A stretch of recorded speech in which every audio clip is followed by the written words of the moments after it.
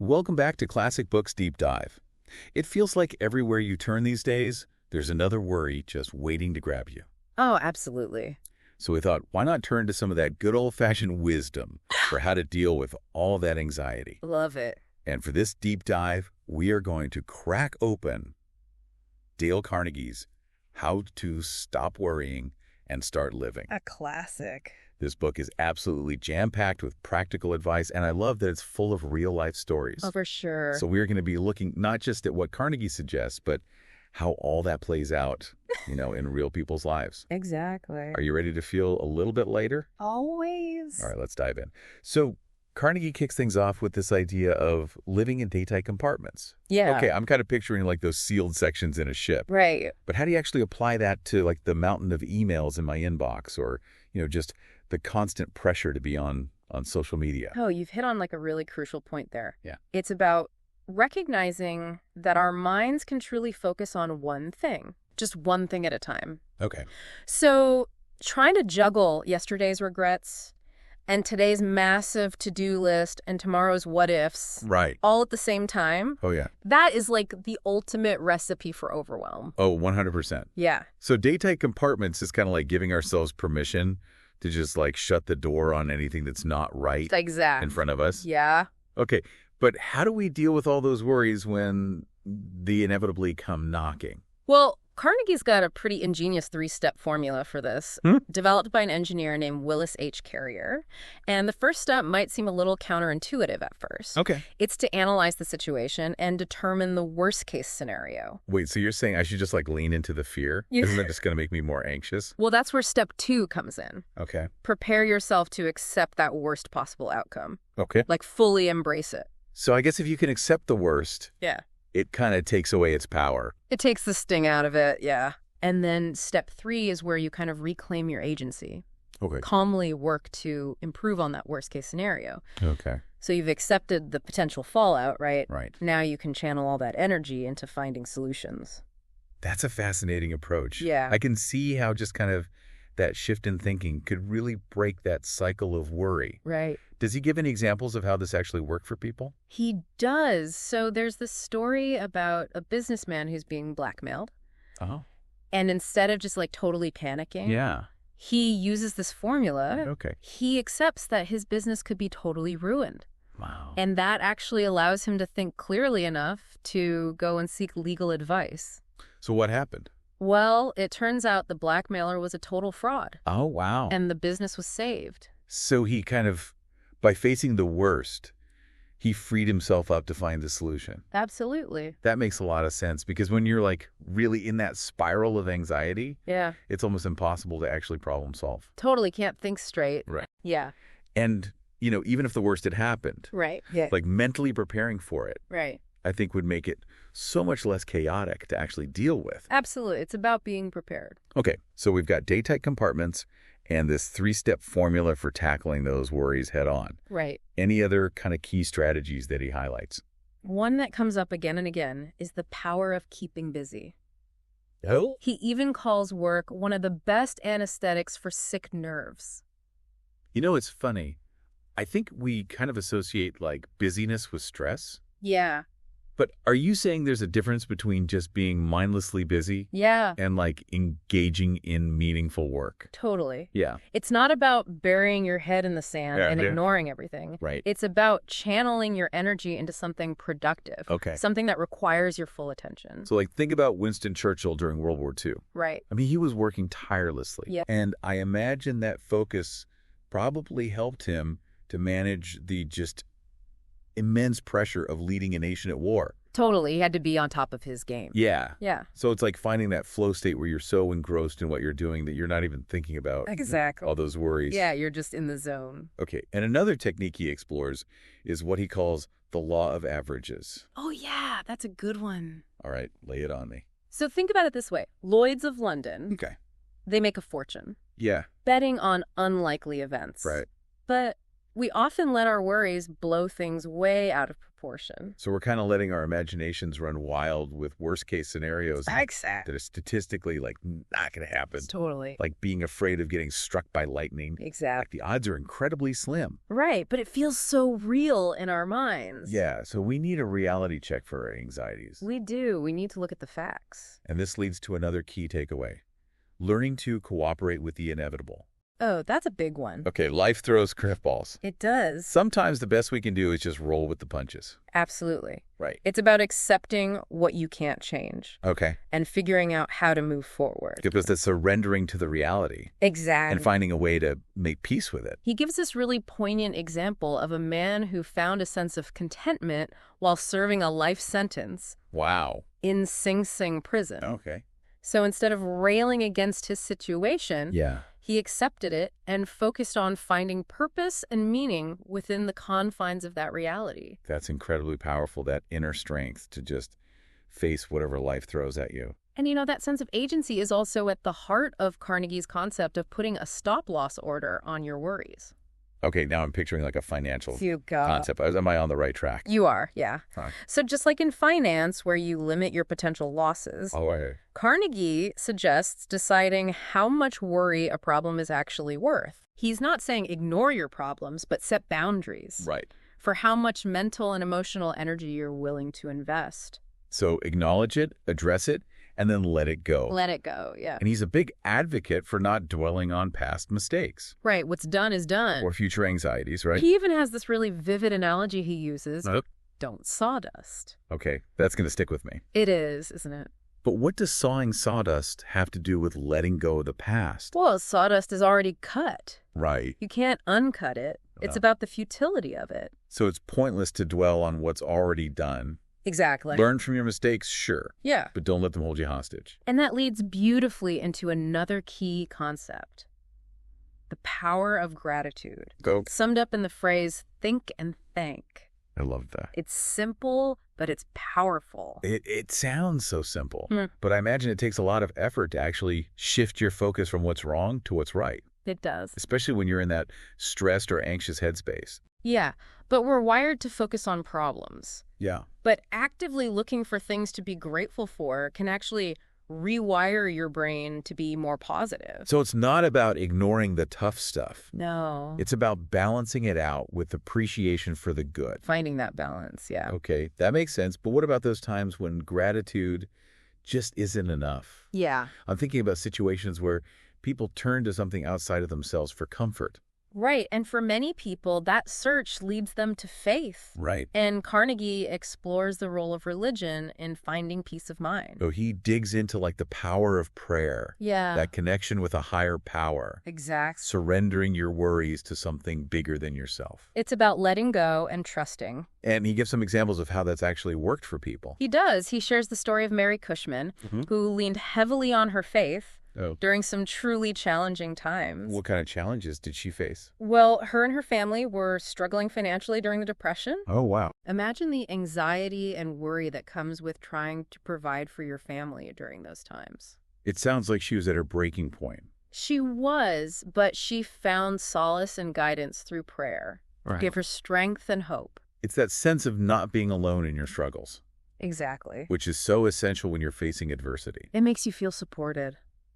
Okay, so we've talked about faith as a recurring theme. Right. But didn't we also talk about the importance of work as a way to cope with worry?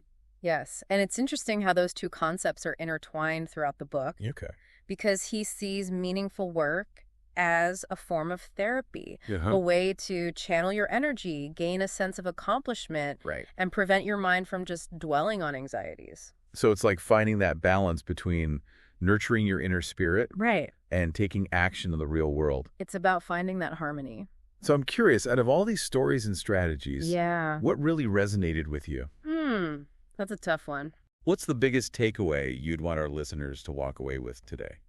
I think for me it's this. Worry often stems from dwelling on the past or fretting about the future. Okay. True peace comes from focusing on the present moment and taking things one step at a time. Absolutely. Yeah. And one thing we didn't even touch on yet are the specific relaxation techniques that Carnegie outlines in the book. Oh, that's right. We might have to do another deep dive on that. We should. That would be fascinating. But for now, we hope this exploration of Carnegie's wisdom has given you some practical tools to stop those worries in their tracks. I hope so, too. Remember, you have more control over your thoughts than you might realize. You do. Choose them wisely. Wise words. You know, it's kind of funny. What's that? We're talking about all these techniques for managing worry. Yeah. But isn't it ironic that so much of what we worry about is stuff we can't actually control? It is fascinating, isn't it? Yeah. Like Carney points out, a lot of our anxiety comes from things like the weather. Oh, yeah. The stock market. Right. What other people think of us. Right. We can analyze, we can strategize all we want, but ultimately those things have a life of their own. It's like that classic serenity prayer, right? Oh, yeah. Grant me the serenity to accept the things I cannot change. The courage to change the things I can. The wisdom to know the difference. Carnegie's all about that wisdom. He is. He tells this great story about a guy named Clyde W. Moss, who was working on a ship during wartime. Oh, wow. And understandably terrified of being attacked. Yeah. Especially by German U-boats. I mean, yeah, that's a pretty rational fear given the circumstances. Oh, totally. Yeah. But his fear was so intense it was practically paralyzing him. Oh, wow. And then he came across some U.S. Navy statistics about the survival rate of ships that had been torpedoed. So he used data to combat his fear. He did. I love that. And it was a game changer for him. Okay. The data showed that the odds of surviving were actually much higher than he'd imagined. And armed with that knowledge, he was able to kind of calm down and focus on his duties. I think about how we get caught in those negative news cycles these days. Oh, yeah. Or doom-scrolling spirals on social media. Right. We're just bombarded with worst-case scenarios. Constantly. And it really warps your perception of what's actually likely to happen. It's like our modern-day version of fearing we'll be buried alive. Right. Which was a genuine fear for people back then. Oh, totally. It shows how our anxieties don't align with statistical reality. So how do we break free from that cycle? Well, that's where cooperating with the inevitable comes back into play. Okay. Right? We need to acknowledge that some things are simply outside our control. Yeah. But we can control our reactions, our thoughts, how we choose to prepare. Preparation being key. Absolutely. Like knowing those survival rates instead of just... Right. You have to arm yourself with knowledge. Letting fear just kind of dictate your reality. Exactly. And, you know, this ties into another core principle. Which is... Our mental attitude really shapes our experience. It does. If we dwell on negativity, that negativity grows. Right. But if we cultivate a more positive mindset, we're more likely to see the good and to navigate challenges with greater resilience. You become what you think about. It's true. Right. And Carnegie illustrates this with a story about a man named Frank Whaley who was going through a serious nervous breakdown. Oh, wow. He was overwhelmed with worries about work, relationships, everything. Oh, God. He even contemplated suicide. Wow. And then he received a powerful letter from his father. Ooh, a father's wisdom. Right. What did it say? So the father wrote, "Son, you are 1,500 miles from home, and you don't feel any different, do you? I knew you wouldn't, because you took with you the one thing that is the cause of all your trouble. Yourself. There is nothing wrong with either your body or your mind. It is not the situations you have met that have thrown you. It is what you think of these situations. As a man thinketh in his heart, so is he. When you realize that, son, come home, for you will be cured." Wow, that's deep. It is. It's a reminder that we carry our own worst enemies within ourselves. We do. Yeah. And it was a life-altering realization for Frank. Okay. He coupled it with a sermon he heard about conquering one's spirit, and he had a complete turnaround. Wow. Instead of trying to change his circumstances, he shifted his focus. So instead of wishing things were different, he took responsibility for his own thoughts. His reactions. And this leads us back to that simple but potent technique. Think and think. Yeah. Carnegie argues that actively cultivating gratitude can rewire our brains to focus on the good, even when things are tough. I think it's so easy to take that for granted. Oh, yeah. But how many of us actually take the time to consciously list the things we're grateful for? It's a practice. It is. You have to make time for it. Yeah. It's so easy to get caught up in what we're lacking. Yeah, he emphasizes that it's a conscious choice. It is. Not a denial of problems. Right. You're not ignoring the bad things. Right. But you're choosing to focus on the good. Right. It's about shifting your perspective from scarcity to abundance. He even tells a story about a woman named Lucille Blake, who was living a busy, active life before being diagnosed with a heart condition that forced her to spend a year in bed. Wow, that's a huge adjustment. It is. I imagine she was devastated. Oh, yeah. She was. Yeah. But a friend gave her some advice that changed everything. What was it? He said, "You think now that spending a year in bed will be a tragedy, but it won't be. You will have time to think and get acquainted with yourself. You will make more spiritual growth in these next few months than you have made during all your previous life." Wow. It's true. It's like sometimes you have to slow down to speed up. That's a good way to put it. She was forced to slow down. Yeah. But it sounds like it opened up a whole new world for her. It did. She decided to make the most of her situation. Oh. She focused on gratitude. Yeah. Which completely transformed her experience. That makes me think about those times when I've been super stressed about work deadlines or relationship issues. Right. It's so easy to spiral. It is. And dwelling on those anxieties rarely helps. Yeah. Carnegie reminds us that there's a difference between analyzing a problem and letting it consume you. Totally. He even uses this great question to illustrate this point. What's that? Could this possibly be as bad as pulling the cork line? Pulling the cork line? Yeah. What's that all about? So it's from a story about a man named Ted Erickson. Who worked on a commercial fishing boat in Alaska. And he was pulling this incredibly heavy, slimy line for hours on end. Oh, my God. In terrible conditions. Oh, wait. It was brutal, back-breaking work. So like his benchmark for hardship. Exactly. And after that experience, whenever he faced a problem, he'd ask himself that question. It helped him put things in perspective. Most of the time, the answer was, nope, this is nothing compared to the cork line. That's brilliant, like a mental reset button. It is. For those moments when you feel like you're drowning in worry. It helps you reframe things. But even with all these strategies, I think a lot of people struggle with that inner critic. Oh, absolutely. That voice that tells us we're not good enough, smart enough, or successful enough. We all have that voice. We do. And Carnegie doesn't shy away from that. In fact, he dedicates a good chunk of the book to the importance of accepting ourselves, warts and all. Yeah. He tells this story about a successful businessman named Percy H. Whiting, who called himself one of the world's biggest jackasses. Wow.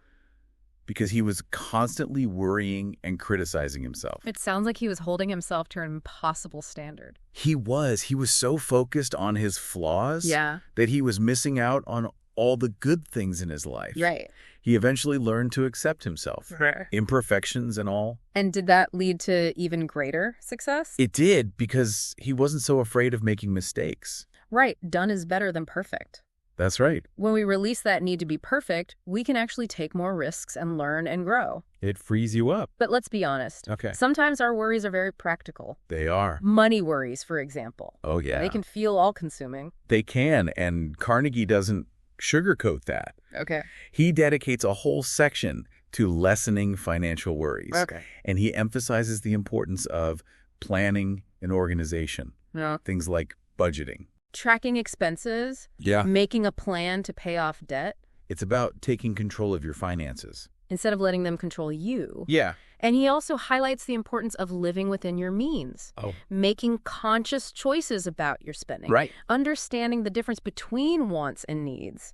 And finding contentment with what you have. That's so key. It is. Especially in today's consumer-driven culture. Where we're constantly bombarded with messages. Right, about what we should have. What we need to buy. It's all about shifting that mindset.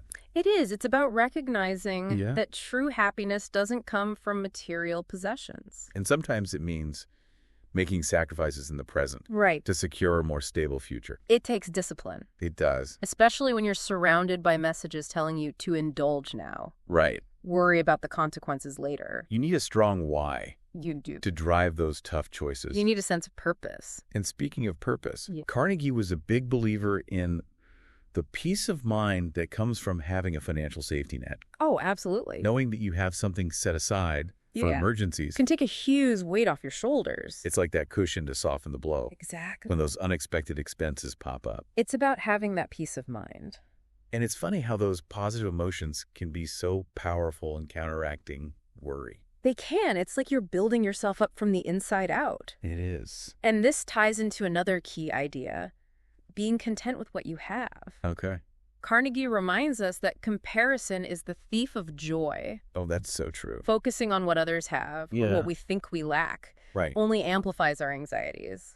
Especially in the age of social media, where everyone's curating their highlight reel. It's so easy to fall into that trap of thinking everyone else's lives are perfect. And ours is a mess. Right. It's a recipe for discontent. Yeah. Carnegie encourages us to focus on our own blessings. Right. Be grateful for what we have and celebrate our own unique journey. And, even helping others can shift our focus outward. It can. Bring that sense of purpose and meaning. It gets you out of your own head. It does it. And into the world. But what about those times when life throws you a curveball so big that practical solutions and positive thinking just don't seem to cut it? You're hitting on a profound point. Yeah. For many, that's where faith comes in.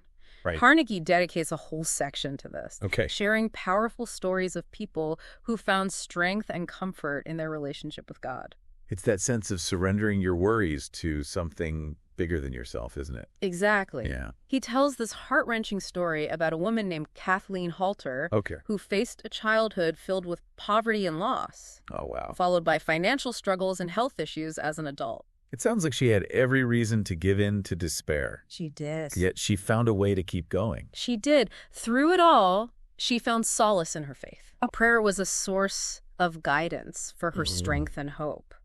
It's that feeling of not being alone in your struggles. Exactly. You have a support system. Okay, so while faith can be a powerful source of comfort, Carnegie also emphasizes that we shouldn't just sit back and wait for miracles. He doesn't. He's a big proponent of pairing faith with action. So finding that balance between surrender to a higher power and taking practical steps to improve our situation. You have to do your part.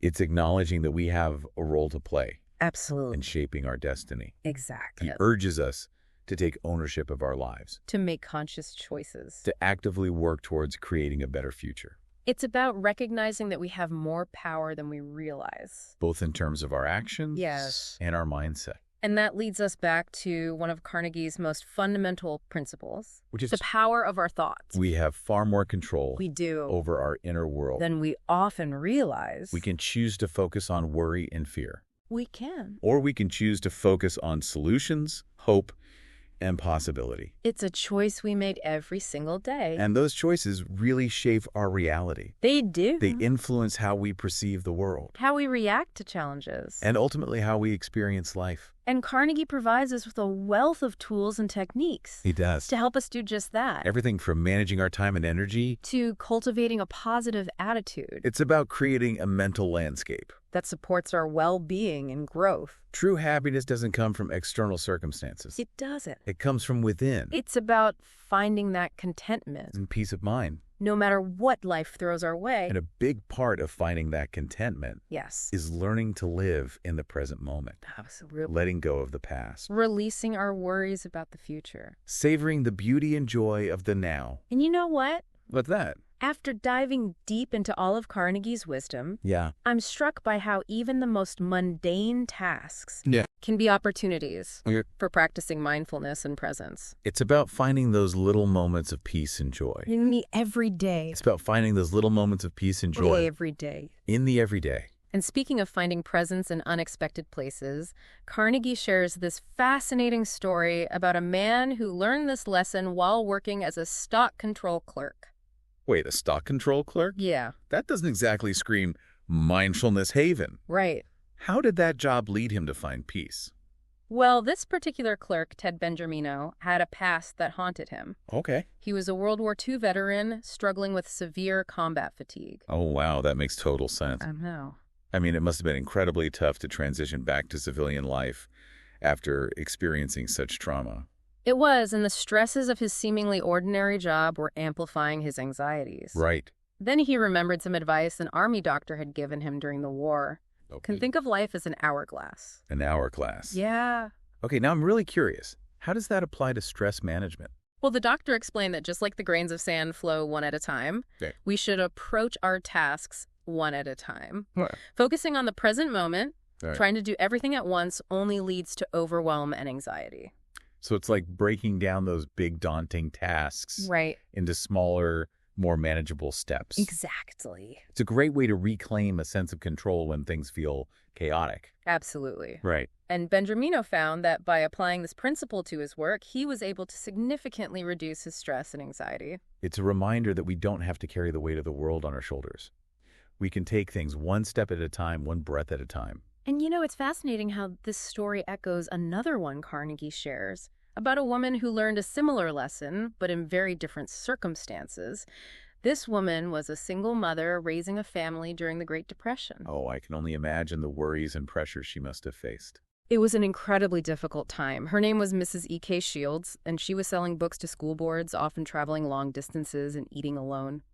She was deeply lonely and discouraged. It sounds like she was on the verge of giving up hope. She was, but then she stumbled upon a sentence in an article that completely shifted her perspective. Oh, what was it? Every day is a new life to a wise man. Wow, that's powerful. It's a reminder that we have the opportunity to start fresh with each new day. And Mrs. Shields took that idea to heart. She focused on living one day at a time, letting go of her worries about the past and the future. It's like she hit the reset button each morning and embraced the possibilities of that new day. It's a beautiful way to live. Yeah. It's about releasing those burdens and opening ourselves up to the beauty and possibility that each moment holds. And it reinforces that idea that we have more power over our thoughts and our experience than we realize. We can choose to focus on the negative and get sucked into a vortex of worry, or we can choose to focus on the positive and create a more hopeful and joyful reality. Carnegie provides us with so many tools and techniques to help us make those choices. He offers practical advice on managing our time and energy, cultivating a positive mental attitude, and finding that inner peace and contentment no matter what challenges life throws our way. It's incredible how relevant his advice still is today, even though he wrote this book decades ago. The human experience of worry hasn't really changed all that much. That's the beauty of tapping into these timeless principles. They transcend specific eras or situations and speak to the core of the human experience. And one of the most powerful takeaways for me is that we don't have to go it alone, whether it's leaning into our faith, finding support in our relationships, or seeking guidance from wise mentors. There's a wellspring of strength and support available to us. Absolutely, and Carnegie's book is filled with stories that illustrate that interconnectedness. So as we wrap up our deep dive today, I'm curious, what's the one thing you'd want our listeners to remember from all these stories and strategies? Well, if I had to pick just one, it would be, this worry is often a choice we can choose. To focus on the things we can control, our actions, our thoughts, our reactions, or we can get swept away by anxieties that are ultimately outside our sphere of influence. Carnegie's book offers us a roadmap for reclaiming that sense of agency and creating a life filled with peace, purpose, and joy. Beautifully said. And, there's one quote from Carnegie that really encapsulates that message. Two men looked out from prison bars. One saw the mud, the other saw the stars. Perfect. It's a powerful reminder that our perspective shapes our reality. We can choose to focus on the darkness, or we can choose to focus on the light. And we hope this deep dive has given you the tools and the inspiration to choose the stars. Until next time, keep diving deep, and remember you have the power to create a life filled with peace and joy.